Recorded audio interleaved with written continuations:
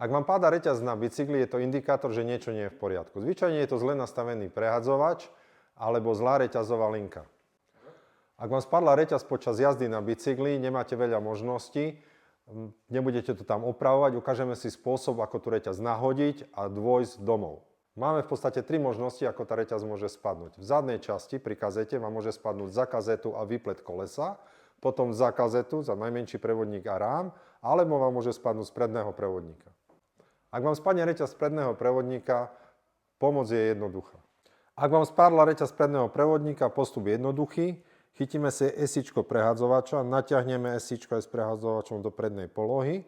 Tým sa nám uvoľní spodná časť reťaze, nasadíme ju na predný prevodník, prehadzovač pustíme, pretočíme si kľuky, aby nám prevod pekne sadol, aj reťaz a máme problém vyriešený.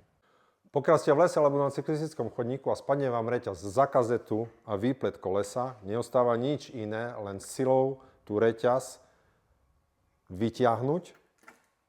Tam je tam sviňa jedna, vieš, toto je najhoršie. Tam sú také čapiky. Presne názorný príklad. Čo musíš urobiť? Vytrhnúť, vieš.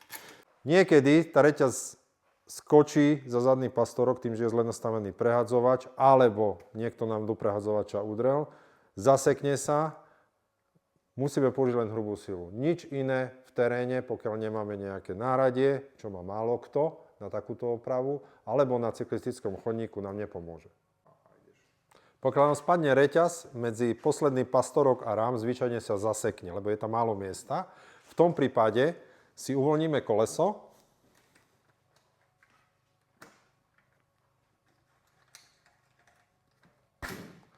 reťaz nahodíme na kazetu, koleso založíme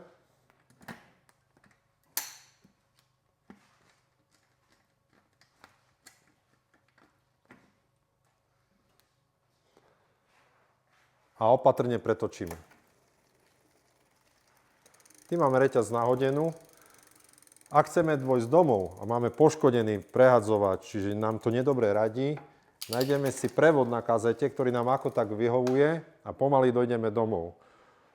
Potom nám neostáva nič iné, iba navštíviť servis a nechať si to poriadne nastaviť.